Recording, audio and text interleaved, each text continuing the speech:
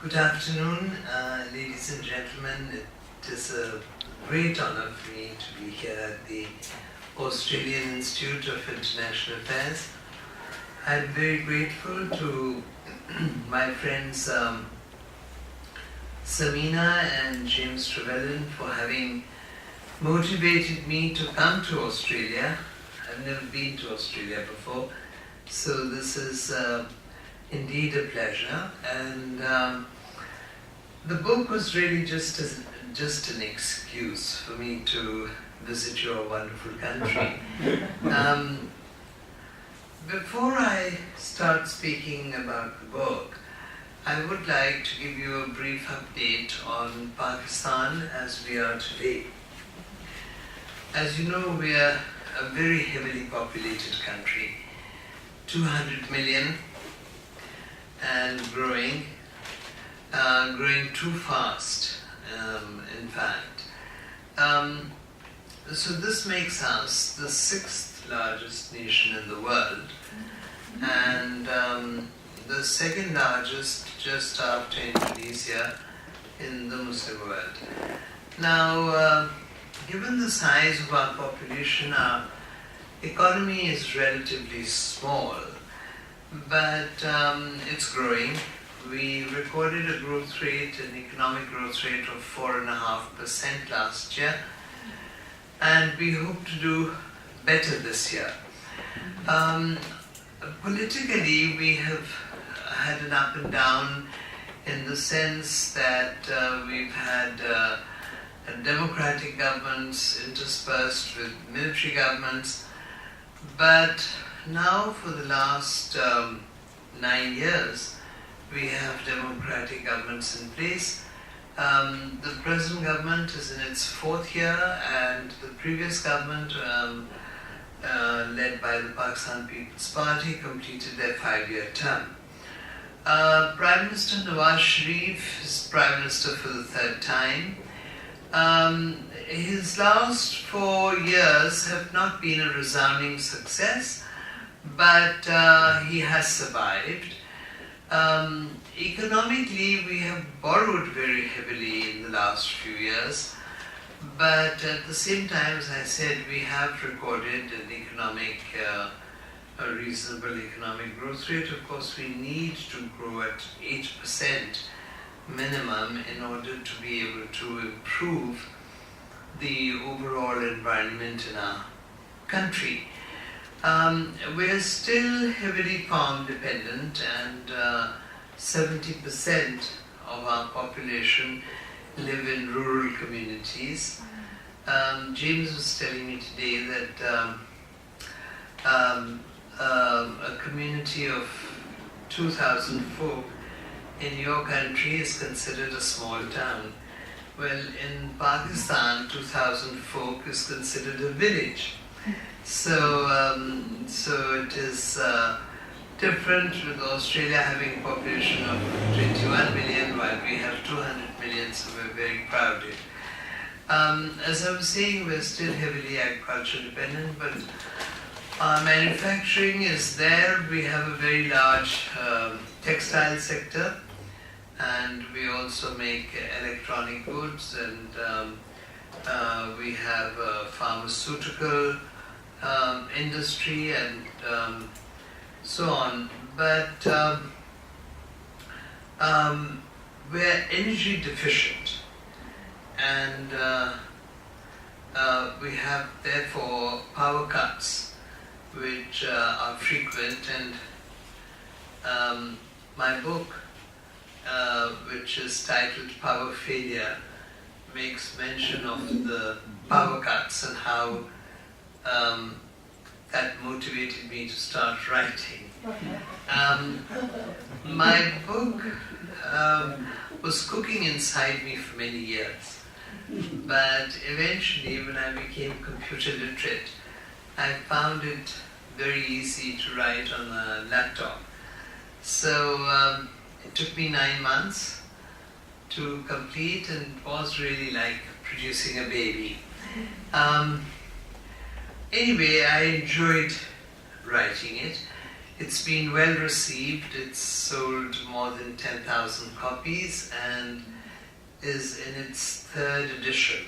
So it's one of the better-selling books published by the Oxford University Press, and the Oxford University Press have now commissioned me to write a second book, which is a biography of Benazir Bhutto, which I have just completed, so it should be going to the publisher on my return from Australia, and hopefully it will be in print by the end of the year. Our failure itself starts with the Indo-Pakistan War of 1965, and the narrative carries down through the years till 2007 and the assassination of Benazir Bhutto. So it's about my background, my late father, late mother, and then it is about my start in politics, my tenure as chair of the district council of Jhang, which is my home district in the Punjab, and then about my 5 years as member of the Punjab Assembly, and eventually then of my 3 terms in the National Assembly of Pakistan, where I was elected through the popular vote and became the first woman to take oath, as has just been mentioned, in the National Assembly of Pakistan. So we were 216 members in the National Assembly at the time, and I took my oath standing beside 215 men. And the anecdote which is recorded in my book, which I like to speak about, is the fact that on day 1, no man wanted to sit next to me. We used to have in those days in the assembly twin benches. And so one gentleman was designated bench beside me, and he apologized and went and asked the Secretary of the Assembly to locate him somewhere else. Then the second gentleman did the same, and then I thought the Lord helps those who help themselves. So I looked around the hall, and there was one young man who appeared to be very young looking. So I went up to him and I said, I have a feeling you're underage. It's a requirement in our constitution that you have to be 25 years old to be elected. So I said, I have a feeling you're less than 25. But if you sit next to me, I shall not tell anyone.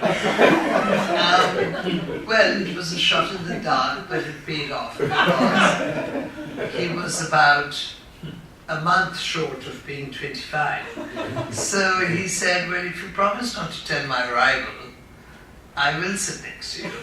And that is how I acquired somebody to sit next to me. But then moving on from there, I went on to gain a measure of acceptability, and of course I had to work hard, I had to network greatly, and then when I lost my first election in 1990, I was sent as Ambassador of Pakistan in 1991 to the United States. 1991, we had been sanctioned for developing nuclear weapons. So our relationship with America was in a low, and it was my job to try and persuade the Americans to understand our compulsion in building nuclear weapons, and to gain enough time for us to complete the program, and to try to secure an improvement in our relations and removal of the sanctions. So I had my work cut out for me. The response in the offices of US government was quite chilly to begin with, but gradually improved. And I found Washington very friendly and convivial town, as socially. Got along extremely well with people, made very many new friends. I was ably assisted by the personnel in the embassy. We have a very large embassy in Washington with a very large contingent from the defense forces.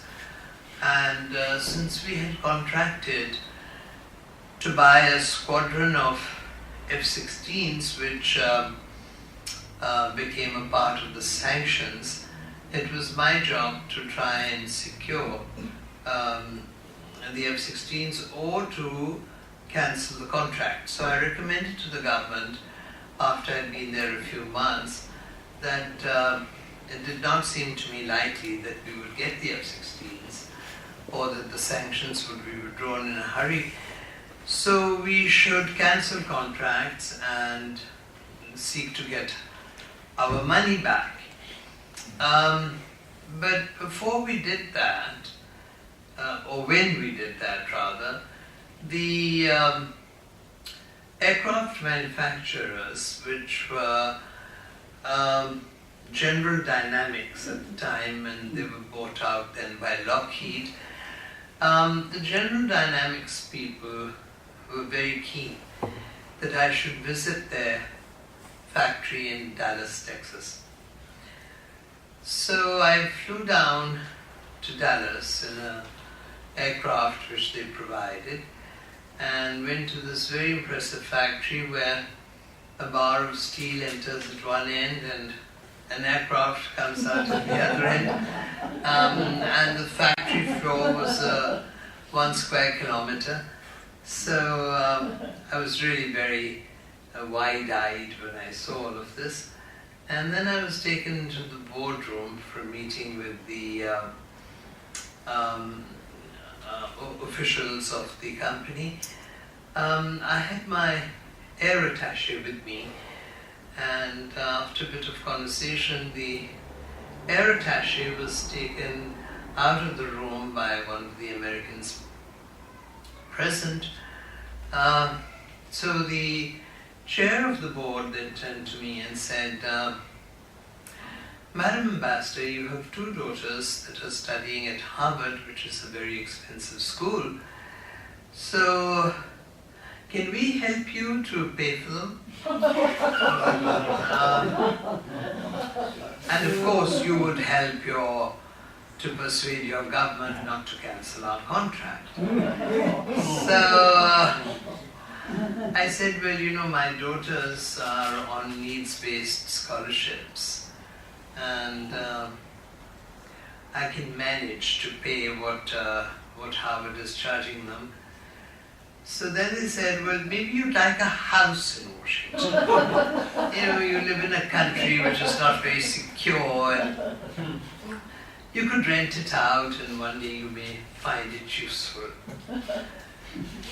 So I looked at him, in the eye, and I said, look, my grandmother lived in a mud hut with a buffalo in her compound. And if push comes to shove, I could go back to live there. So thank you very much, I don't need a house in Washington. So I thought that, I'd given him a shut-up call. But what he said was rather humbling. He said, oh, Madam Ambassador, how nice to meet a Pakistani after all these years who has modest needs. Anyway, so as I said, Washington was socially very rewarding. There were 2 women powerhouses in that city at the time. One was Catherine Graham, who owned the Washington Post and the Los Angeles Times, and she had a stake in the New York Times, and she owned the Herald Tribune and CBS television. Mrs. Graham and I somehow became friends. She was considerably older than myself, and I had met with her daughter Lally Weymouth when she'd come to Pakistan to interview General Ziaul Haq. And Lally introduced me to her mother, and Kay took a great shine to me. So she was very kind, and she hosted a dinner for me and came to my residence several times to attend different dinners. So this was a very big fillip for me. And the other woman was Pamela Harriman. I was there during the election year of 1992, and when Bill Clinton won the election, he sent Pamela as ambassador of the United States to Paris. Pamela again had a lovely home just outside Washington, D.C., other than her townhouse in Georgetown. And she had hosted a lunch, a largish lunch for me at her home in the country. And we went out riding horses together, since I breed horses and I'm a very, very keen horsewoman. So Pamela again was very supportive and came to my house, to the residence for a reception and so on. So between these two women, I was sort of socially launched and discovered that, of course, a lot of the work, diplomatic work, is done at social events, dinners and at lunches, more really than in the offices. Now, in the Department of State, we had, while I was there, an assistant secretary called Edward Jurijian, who was of Armenian extraction, a consummate diplomat, and then we had as Under-Secretary of State Frank Wisner, another accomplished diplomat, and then the Deputy Secretary of State was Larry Eagleburger. Secretary of State was James Baker. Larry Eagleburger was a smoker, and when I was doing the rounds initially of the offices in the Department of State, when I walked into his office, he had a plaque which said, "Please feel free to smoke." He offered me a cigarette, so I lit up, and he said, "Madam Ambassador, we're a dying breed, smokers." James Trevelyan has booked me into a smoke-free hotel here in Melbourne. So I'm forced into abstinence. Anyway, to get back to Washington, I was there for 2 years. The Cold War was officially announced as having concluded shortly after I arrived by President George Herbert Bush, who was actually a very wonderful man.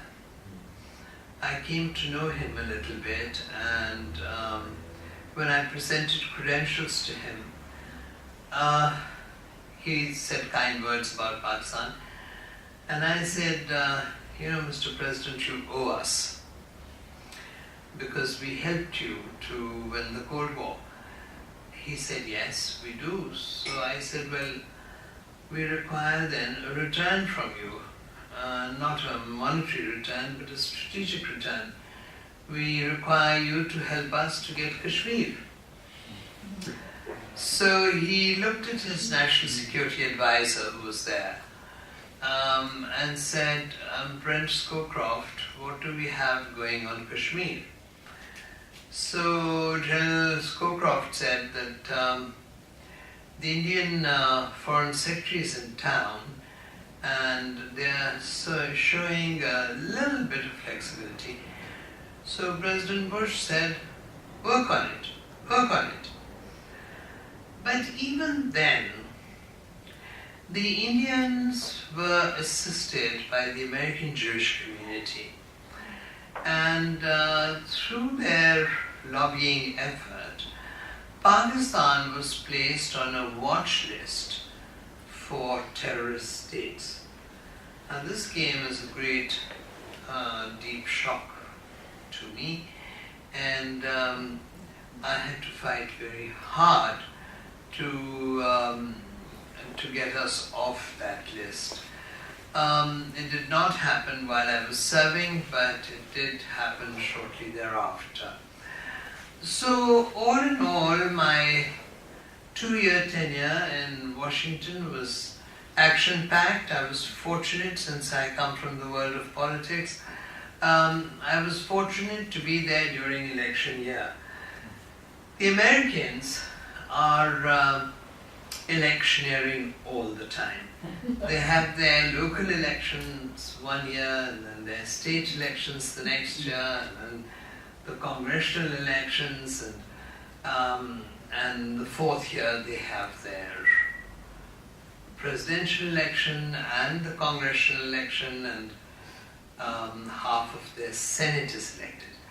While I was there were only 2 women who were in the US Senate.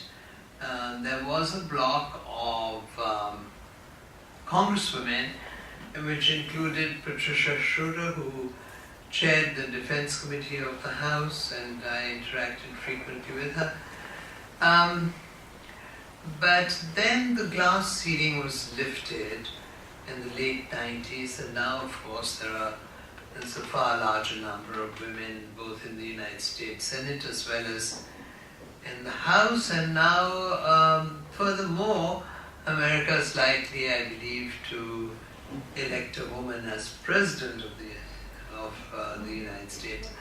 I saw, therefore, the entire presidential electoral process unravel, and Bill Clinton won from President George Herbert Bush. So while I had presented credentials to President Bush, I saw through the establishing of the first Clinton administration before I left Washington. There's one episode that I've recounted in my book that I like to speak of, and that is my encounter with Al Gore.